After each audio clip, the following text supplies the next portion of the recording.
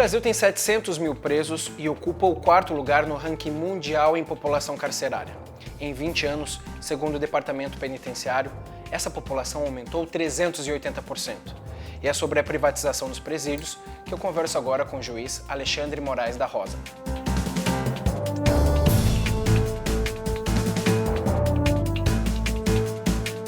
Doutor, a privatização dos presídios é uma saída para o problema de superlotação deles? É uma fraude. A privatização dos presídios ela vem num contexto um pouco mais ampliado, que significa o uso populista do direito penal para salvar ou dar uma sensação de segurança para mim, para você e para toda a população. Os meus parentes adoram pensar que gente presa significa mais segurança para ela. E essa lógica é vendida por uma indústria que hoje lucra e lucra muito com a desgraça de todos nós. Essa ideia da privatização surge historicamente com uma ideia americana. E nós temos desde a 13ª emenda para os Estados Unidos uma lógica, tem até um filme 13ª emenda que está no Netflix, que vocês podem assistir, que é esclarecedor para quem continua apostando em punição. E essa 13ª emenda mostra o quê? Com a saída da visão escravista, nós tínhamos que fazer o quê? Lidar com uma população negra. E o que se faz com essa população negra? Se faz que você é livre desde que você não seja preso. Surge uma ideia de encarceramento, de leis de segregação que são historicamente realizados nos Estados Unidos. A perspectiva é que 1 a cada 3 negros americanos seja preso. Essa é a estatística atual, 1 a cada 3. Brancos, 1 a cada 17. Nós temos uma população carcerária enorme. E o que nós temos com uma população carcerária enorme? A possibilidade de lucros. Possibilidade de lucros que violam a regra de criação do próprio Estado. Quando nós criamos o Estado, se você não colou nas provas de teoria de ciência política, sabe que nós criamos o Estado por quê? Porque senão seria a lei do mais forte. E a ideia do Estado fazer o processo, fazer a punição e executar a punição é que isso não pode ser privado. E não pode ser privado por motivos básicos. Motivos básicos por quem está na iniciativa privada, que é lucro. O Estado não necessariamente exerce uma função de lucro. Aqui, quando nós segregamos o ápice daquilo que seria o fundamento de uma democracia, que é a liberdade, nós precisamos fazer em nome do Estado. A falácia da privatização vem numa lógica de sucateamento histórico do sistema prisional. O sistema prisional historicamente é sucateado, nós não temos a criação de mecanismos, nós temos hoje um domínio irrestrito das facções, hoje não há, que afirmo categoricamente, hoje o Estado não controla o sistema prisional e o pior de tudo isso é que você vem com uma saída que aparentemente é boa, a saída em que você cria estabelecimentos privados, estabelecimentos que você seleciona quem vai entrar. As pessoas não podem ter visto, as pessoas querem trabalhar porque lá você vai explorar. Você e qualquer um, se pensarmos com uma lógica capitalista, nós não queríamos um hotel lotado o tempo inteiro, porque isso dá lucro. Contratos enormes de 20 anos, 20, 30 anos de lucro permanente, com taxa de ocupação garantida, mesmo que não se ocupe as vagas, você quer.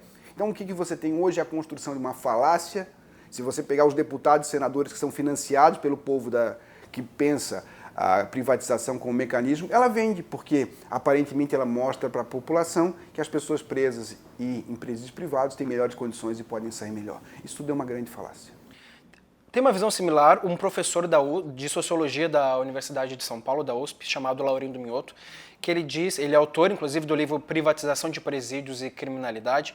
Ele diz que o Estado está delegando sua função mais primitiva, seu poder punitivo e o monopólio da violência. Então o senhor concorda com essa linha de raciocínio dele? Sim, sem dúvida. O Mioto, o livro dele é fantástico porque ele consegue mostrar, passo a passo, que se você perguntar para qualquer um, por que nós queremos o Estado? O Estado surge como? O Estado surge o quê? Da passagem do estado de natureza, em que o mais forte fazia prevalecer, independente de regra, nós criamos uma terceira figura que é o Estado.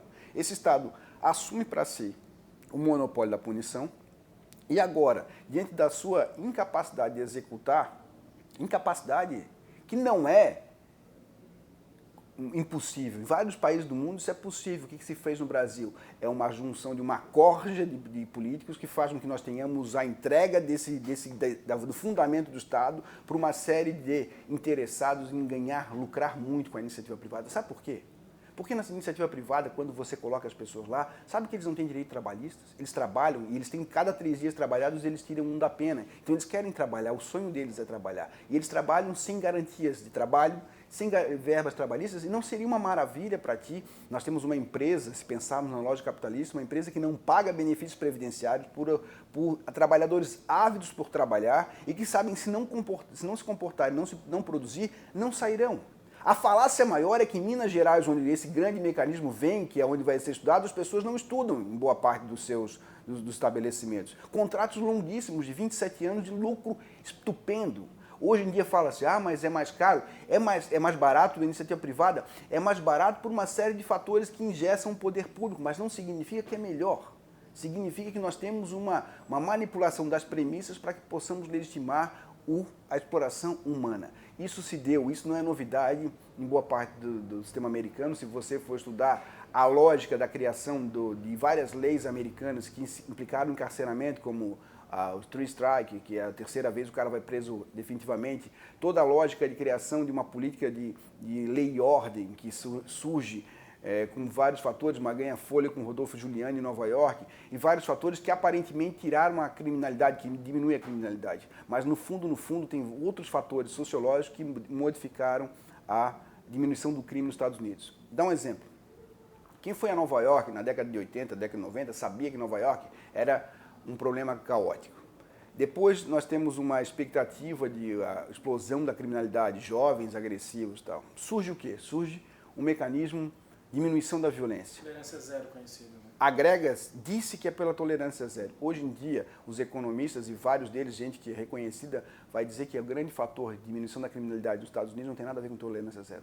Tem a ver com uma decisão da Corte Suprema no Rose versus Wade, de 1973, que legitimou o aborto. Filhos não queridos não nasceram. Que diminuiu a nossa faixa etária e diminuiu, por via de consequência, crianças abandonadas, adolescentes abandonados e pessoas do gênero. Daí que surge um outro fator, que é, você fez um encarceramento em massa de pais negros. Como é que você mantém uma criação de filhos em que você não tem saúde pública, você não tem instrumental educacional e você tem famílias desgarradas no que se refere à execução da familiar, que só tem mãe ou não tem condições de executar a sua condição familiar. Isso tem repercutido o quê? Em situações de violação. E eu posso te contar um exemplo, que eu acho que o Luiz Eduardo Soares, que foi secretário-geral de Segurança Pública, diz isso. Ele diz que ele entrou num táxi e o cara diz assim para ele, tá muito violento isso, não dá para pegar qualquer um na rua, porque ontem um adolescente matou um taxista, um pai de família, uma pessoa de bem e tal. E agora como é que fica a mulher dele? A mulher dele vai ter que conviver, tem que pagar o carro, não vai ter condições de manter o carro, como é que vai sobreviver? E ele tem filhos. E esses filhos vão crescer como? Vão crescer abandonados e tal. E que depois disso tudo, o Luiz Eduardo Soares diz assim, pois é, tu sabe se esse guri que acabou de fazer assalto também não foi filho de alguém que foi morto dessa ordem? Porque nós sequestramos, nós somos cínicos, nós temos uma estrutura que é cínica, um direito penal que pega as mesmas pessoas, porque você deve estar acompanhado, quem assiste sabe, na Lava Jato, por exemplo, se apregou que está se pregando corrupção e escambau, as pessoas têm condenações de 2 anos, 3 anos, que é menos do que um furtador de fralda. O cara vai na farmácia e furta a fralda, está ganhando 2 anos e 10 meses. Que país é esse que trabalha com uma litigância frívola, uma litigância de menor potencial e trabalha com a lei da ordem? Lá em cima você não tem uma lei da ordem porque as pessoas têm dinheiro e podem devolver. O grande critério é que está se devolvendo dinheiro para o Estado. Então está se comprando a pena, e porque tem dinheiro, devolve-se o numerário e não tem mais punição. Num país em que nós somos altamente cínicos no que se refere ao direito penal, a privatização serve como mecanismo para... Eu não gosto da metáfora biológica, mas para usar o remédio errado na questão errada, porque você vai ter um reflexo disso tudo. Hoje em dia, os serviços estão privatizados, o Estado é refém, a população é refém, porque se o delegatário do serviço não quiser... Você imagina um país que tem 700 mil presos, Fábio, e que é tudo privado. A empresa não tem um alto poder de barganha de amanhã abandonar o serviço, se não conseguir um reajuste do contrato, se não conseguir um benefício maior. O poder de barganha que uma empresa dessa consegue exercer é o problema americano, que hoje em dia você tem ações dessas empresas que têm uma expectativa de curto, mas que alguns estados, dentre eles o Texas, se deu conta que, não dá para ficar gastando uma fortuna em presídios. Nós temos que usar esse dinheiro para, de alguma maneira, acoplar essas pessoas no ambiente social, engajá-los de alguma maneira. Então, o uso desse mesmo numerário, e isso é assustador. Santa Catarina, onde nós estamos, gastou em 2012 292 milhões de reais em segurança, em presídios. hoje, em 2016, gastou quase 800 milhões. Quase um mês de arrecadação. E sabe por quê? Porque quem pensa isso, quem amplia isso, é quem só ganha com a lógica da punição. A polícia, o Ministério Público, a magistratura, que lucram com isso. Não lucram diretamente, mas pelo fortalecimento do seu poder de barganha. Quanto mais violência, mais polícia você quer. Quanto mais violência, mais você aceita a violação de direitos. Tudo em nome da segurança. A manipulação é sem fim. Fiquei curioso sobre essa questão do permitir o aborto. Você acha que essa talvez seria uma das alternativas? A gente não está falando que o aborto seria uma política disso. Que a gente pode dizer assim, que é uma questão... Eu, particularmente, sou amplamente favorável ao aborto, em qualquer limitação. O que é? No Brasil é lei, é crime. Eu me falo como o ponto de vista Alexandre, ideologicamente me parece que é possível. O que significou é que a taxa de nascimentos diminuiu. E isso é uma variável importante na quantidade de pessoas no futuro. O que os economistas americanos, 2 economistas principalmente, escreveram sobre isso, dizendo, ó, eu tenho que levar em conta que o meu número de pessoas com idade jovem diminuiu. Isso impactou na redução da criminalidade ou não? Eles defendem que sim, outros defendem que não. E qual seria o modelo ideal na sua visão, já uma vez que você tem um posicionamento bem assertivo sobre o assunto? Qual seria o seu modelo ideal, juiz? O modelo ideal é, primeiro, as pessoas querem achar que tem que... você vai pensar, a massa, o senso comum, acha que prender resolve alguma coisa.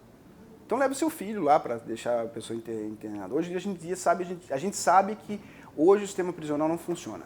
A lei de execução penal prevê uma regra de ressocialização. Como fala Eugênio Zaffaroni, como você quer ressocializar alguém que fica trancado num presídio sem condições nenhuma, passando fome, passando dificuldades? Por quê? Porque você acha que, sinceramente, ou você é cínico ou você não entende nada. Porque você, no fundo, quer que o cara sofra. Se você quer que o cara sofra, você assuma que você quer que o cara sofra. Você quer maltratar o sujeito. Se você quer maltratar o sujeito, o presídio funciona.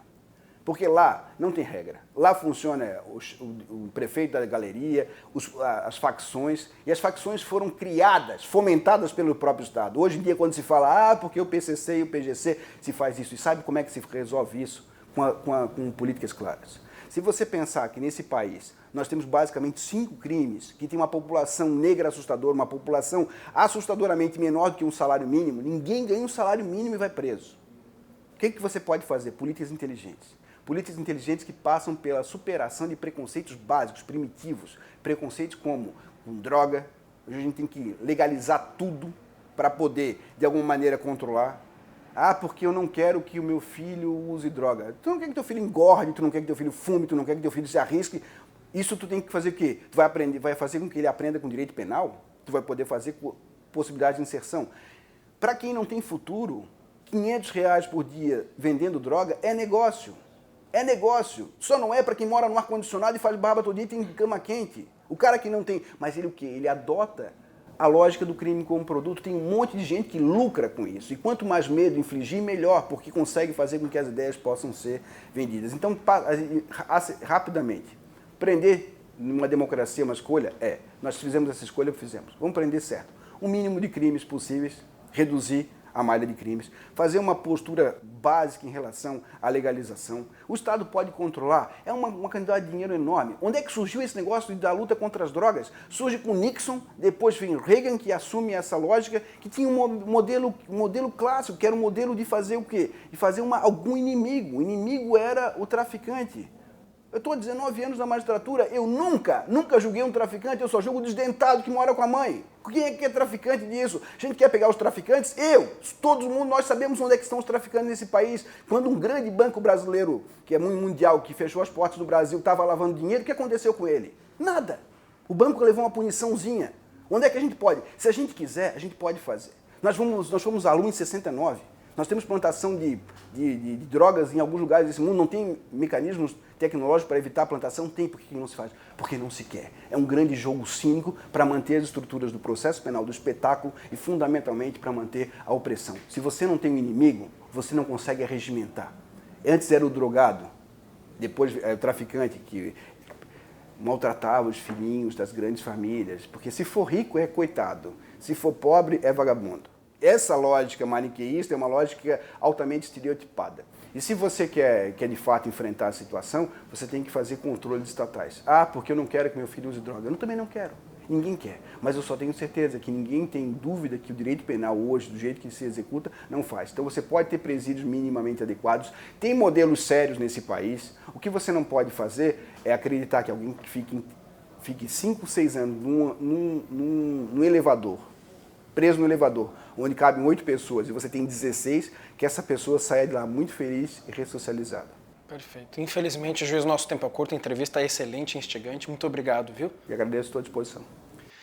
O programa Justiça Legal dessa semana fica por aqui. Muitíssimo obrigado pela sua audiência e a gente tem um encontro marcado na semana que vem com mais entrevista, mais matérias interessantes para você. Até lá!